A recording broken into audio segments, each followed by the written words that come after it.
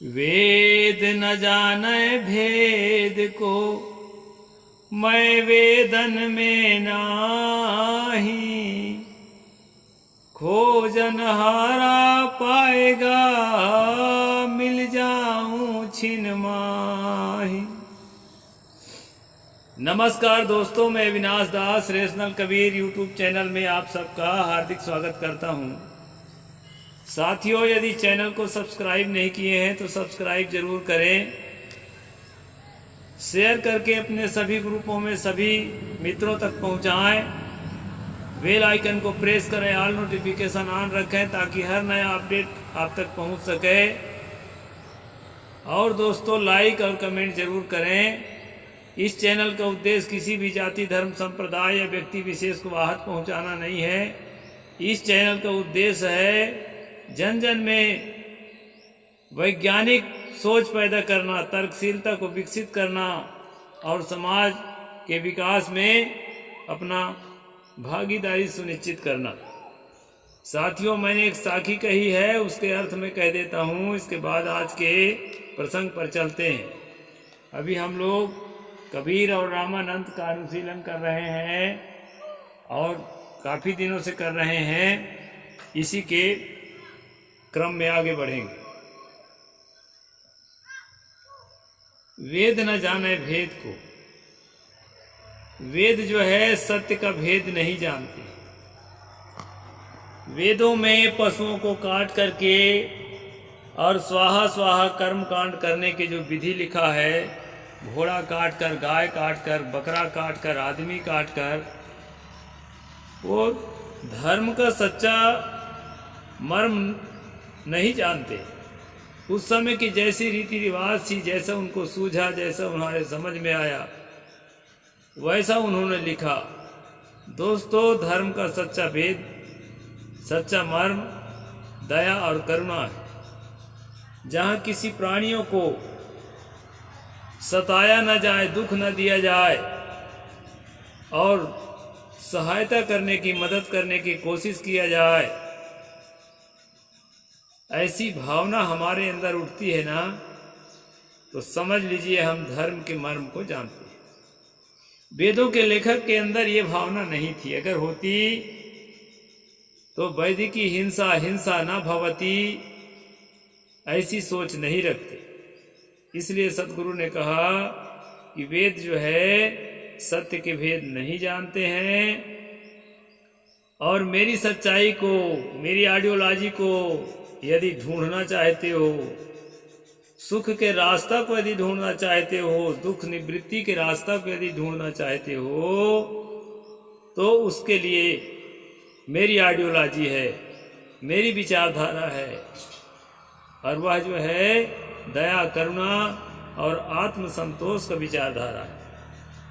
अपने को सब तरफ से, सारी वासनाओं से, सारी कामनाओं से, सारी तृष्णाओं से अपने आप को मुक्त करने की विचारधारा।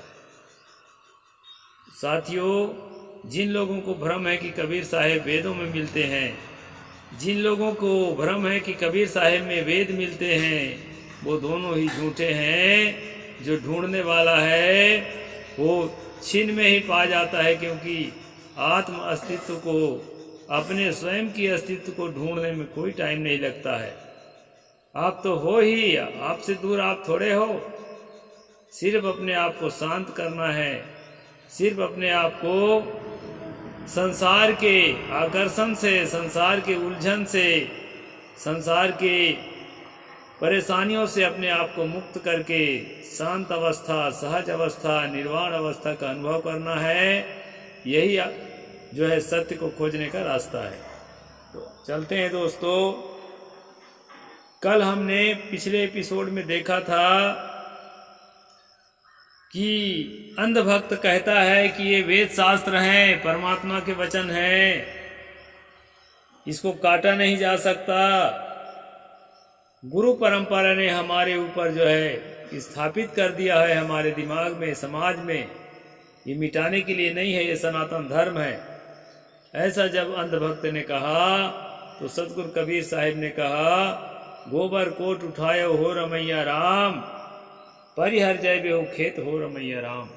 हे राम, यहाँ पर राम जो है उस मनुष्य को कहा गया है दोस्तों। चाहे उस राम को भी कहेंगे तो भी संगत बैठ जाएगी कि ऐ रमैया राम, तुमने गोबर का परकोटा उठाया है, गोबर का जो है बाउंड्री वाल उठाया है, इसके भरोसे युद्ध के मैदान में तुम जीतोगे नहीं, बल्कि जो है चारों खानी चित्त कर दिए जाओगे।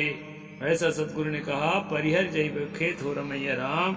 इसके आगे हम आज पढ़ते हैं दोस्तों, क्या लिखते हैं लेखक। लोगों ने कबीर साहब से कहा कि साहब, ये तो वेद शास्त्र की लिखी बातें हैं और बड़े बड़े ऋषि मुनियों ने उन्हें केवल आप्त वचन ही नहीं किंतु अकाट प्रमाण माना है, उसे हम कैसे छोड़ दें। कबीर साहब ने कहा, तुम लोग उसी प्रकार लगते हो जैसे कोई प्रबल शत्रु के आक्रमण से बचने के लिए गोबर का कोट अर्थात किला उठा ले। ठीक उसी प्रकार तुम्हारे ये वेद शास्त्र, जिनमें स्वाहा स्वाहा और काल्पनिक आकाशी देव के आगे नाक रगड़कर गिड़गिड़ाने से कुछ होने वाला नहीं है। पुरुषार्थ करो, पराक्रमी बनो, कर बहिया बल अपनी छाड़ बिरानी आस, जाके आंगन नदिया बहे सो कसमरे प्यास। सारा शांति का साधन, सारा सुख का साधन, सब कुछ तुम्हारे अंदर विद्यमान है। अपने आप को इतना तराशो, इतना गढ़ो कि सारी संभावनाओं को स्थापित करो। ऐसा सदगुरु कह रहे हैं। मनुष्य के अंदर बहुत सारी संभावनाएं हैं दोस्तों। आज जो भी आप देख रहे हैं ज्ञान विज्ञान का विकास, ये मनुष्यों को देन है और आप स्वयं भी एक मनुष्य हैं। इसलिए सदगुरु यहाँ पर आपको मोटिवेट करते हैं, प्रेरित करते हैं। उन्होंने वेद और स्मृति ग्रंथों पर टिप्पणी करते हुए कहा, सुमृत आहि गुणन को चीन्हा, पाप पुण्य को मारक कीन्हा। सुमृत वेद पढ़े असरारा, पाखंड रूप करे हंकारा। पढ़े वेद और करें बड़ाई, संशय गांठ अजहू नहीं जाई। पढ़े शास्त्र जीव बध करी, मूड काटक मन के धरई। कहें कबीर ये पाखंड, बहुतक जीव सताओ। अनुभव भाव न दर्शे, जियत न आप रखाओ। साथियों, यहाँ सतगुरु कहते हैं ये स्मृतियां जो है, मनु स्मृति, पराशर स्मृति, आपस्तंभ स्मृति, ऐसे सैकड़ों स्मृतियां हैं। सदगुरु कहते हैं ये स्मृति क्या करते हैं, अपने आप को दावा करते हैं कि हम गुणों की पहचान करते हैं और पाप उनको रास्ता निर्धारित करते हैं कि क्या करने से पाप होगा और क्या करने से पुण्य होगा। दोस्तों, पाप पुण्य के जो है निर्धारण स्मृतियां करती हैं। कबीर साहब कहते हैं कि सुमृत वेद पढ़े असरारा, पाखंड रूप करे हंकारा। जो लोग स्मृतियों को और वेदों को पढ़ते हैं और अपने पाखंड पर अहंकार करते हैं, और करते क्या है दोस्तों, पढ़े वेद और करें बड़ाई। वेद पढ़ते हैं, वेद शास्त्रों को पढ़ते हैं और बड़ाई करते हैं। देखो हम लोग ब्राह्मण हैं, संस्कृत जानते हैं, अड़म बड़म कह के कुछ भी आपको जो है बेवकूफ बनाते रहते हैं। सदगुरु कहते हैं संशय गांठ हेजू नहीं जाए। अभी भी निश्चित रूप से समझ ही नहीं पाए हैं कि सत्य क्या है। पशुओं को मारने से पुण्य होगा कि पाप होगा।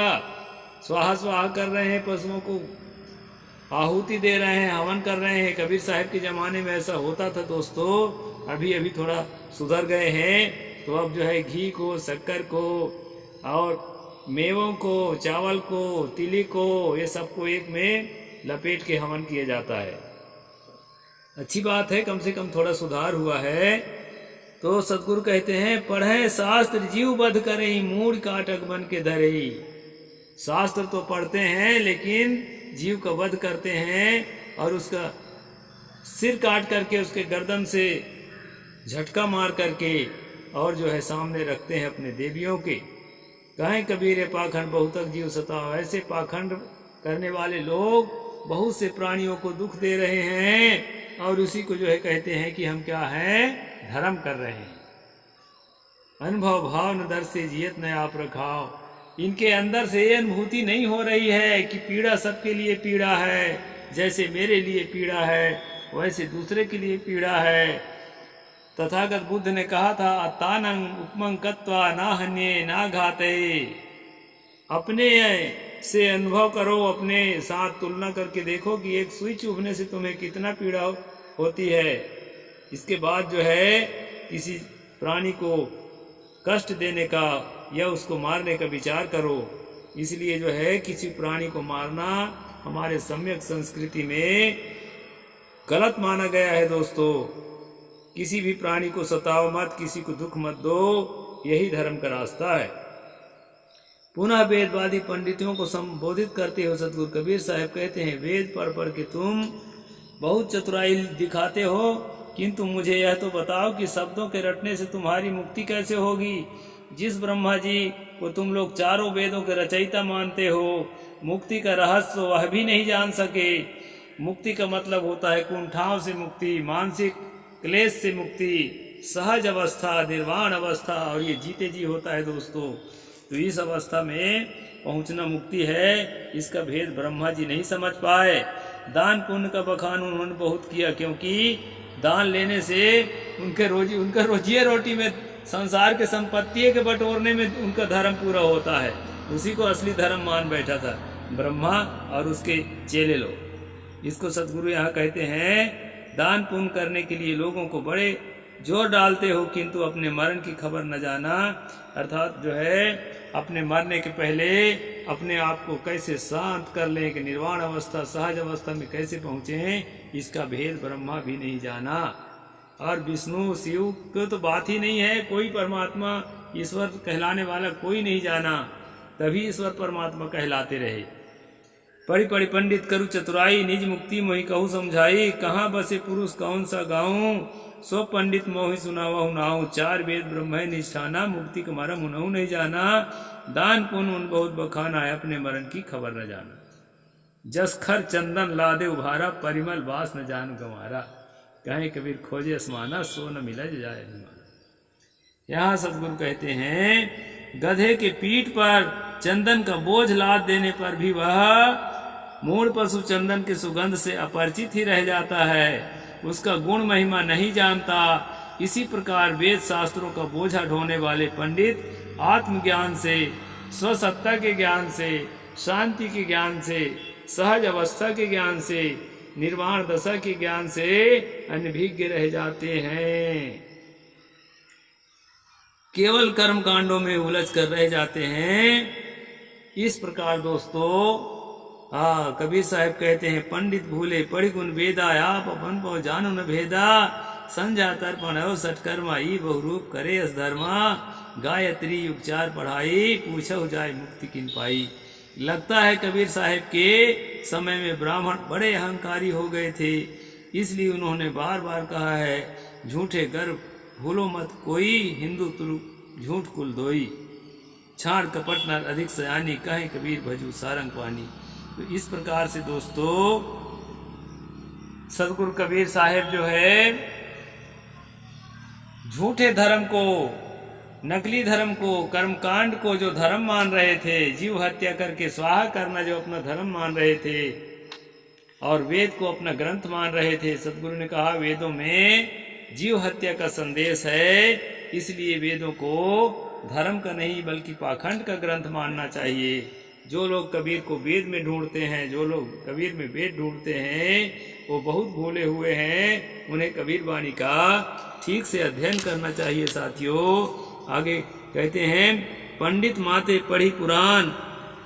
हम इस मूल विषय पर आए। कबीर साहब कहते हैं कि पंडित वेद शास्त्रों को पढ़कर भूल गए, स्वस्वरूप का अप्रोक्ष बोध उन्हें ना हुआ, क्योंकि वे लोग संध्या तर्पण तथा ब्राह्मणी सत्कर्म, यजन याजन दान प्रतिग्रह आदि में पढ़कर वास्तविक धर्म को भूल गए और जीवन भर कर्म कांडों में उलझे रहे। कबीर साहब कहते हैं, गायत्री मंत्र का जाप पूरा काल से लोग करते आ रहे हैं, किंतु पूछा जाए केवल मंत्र जाप से किसे मुक्ति मिली है, अर्थात किसी को नहीं मिली है, क्योंकि किसी शब्दों के दोहराने मात्र से मुक्ति संभव नहीं है। मुक्ति तो कसायों विकारों को त्याग कर, समस्त वासनाओं को त्याग करने से ही संभव है। हमारे अंदर तृष्णा जागती है, वासना जागती है, हमारे अंदर काम क्रोध लोभ मोह मत्सर जागते हैं दोस्तों, और मेडिटेशन के द्वारा, ध्यान के द्वारा, विपश्यना के द्वारा इन सब चीज को समन करके एक शांत अवस्था को, एक सहज अवस्था को जब हम प्राप्त करते हैं, वही निर्वाण अवस्था और मुक्ति अवस्था है। उसको प्राप्त करने के लिए ये स्वाहा स्वाहा करना कोई साधन नहीं है। सतगुरु कहते हैं, दूसरी ओर ब्राह्मण लोग छुआछूत में इतने जकड़े पड़े थे कि दूसरे को तथाकथित निम्न जाति के लोगों को छू लेने पर जल छिड़क कर पवित्र होने का ढोंग करते हैं, पानी छिड़कते हैं ओम अपवित्र पवित्रो वापी करके। तो ये जो है इस ढोंग को कबीर साहब ने नकारा है। कबीर साहब कहते हैं और कि छिए लेत हो छींचा, दूसरे के छूने से तुम पानी छिड़कते हो, तुमसे कहो कौन है नीचा, तुमसे भी नीच कोई है दुनिया में। अरे शूद्र के छूने से तुम जो है अपवित्र हो जाते हो, तो शूद्र में इतना पावर है कि उसके छूने से तुम अपवित्र हो जाते हो, तुम में इतना पावर नहीं है कि छू करके उसको पवित्र कर दो। तो इसलिए कहे साहेब तुमसे कहो कौन है नीचा, अरे तुमसे नीच भला कौन है। उन्होंने वेद किताब दोनों को नकारा, क्योंकि दोनों भटकाने वाले हैं। वो यूँ कहते हैं कि दोनों के मानने वाले भटके हैं, क्योंकि एक धर्म के नाम पर गाय काटते थे, दूसरे बकरा। तभी उन्होंने कहा अजामेध गोमेध यज्ञ अश्वमेध नरमेध, कहें कबीर अधर्म को धर्म बतावहीं वेद। गाय काटना, बकरा काटना, घोड़ा काटना, मनुष्य काटना, नर बलि भी होता था दोस्तों। मैं वाल्मीकि रामायण का उदाहरण दिया था एक दिन आपको, उसमें शायद उसमें दिया था मनुस्मृति के स्ट्रीम में, कि वहाँ वो जो राजा था वो सुना सेब को बलि चढ़ाने के लिए ले जा रहा था, फिर विश्वामित्र की कृपा से वो बच गया। तो वो राम जी की पूर्वज की कहानी है, उसको मैं बताया था। तो उससे ये पता चलता है कि मनुष्य को काटकर भी बलि चढ़ाने की प्रथा पुराने काल में वैदिक संस्कृति में रही है। और ये सारी प्रथाओं को धर्म का रूप देना सतगुरु कबीर साहब के ख्याल से बहुत बड़ी भूल है। मनुष्य में मनुष्यता आ जाए, प्रेम आ जाए, एक दूसरे के दिल से दिल जुड़े, एक दूसरे को हम गले से गले लगा सकें, एक दूसरे की खराबियों को ठीक करने के लिए, एक दूसरे की कमजोरियों को ठीक करने के लिए मदद कर सकें, एक दूसरे की गरीबी को ठीक करने के लिए, अशिक्षा को ठीक करने के लिए हम मदद कर सकें, यही हमारा धर्म है दोस्तों। इसको पालन करते हुए और साधना करके अपने आप को शांत अवस्था में, सहज अवस्था में, निर्लिप्त अवस्था में ले जा करके मुक्ति का भी अनुभव हम इसी जीवन में कर सकते हैं। यही सतगुरु कबीर साहिब का सार ज्ञान है। साहिब बंदगी, जय जोहार, जय भीम, जय भारत।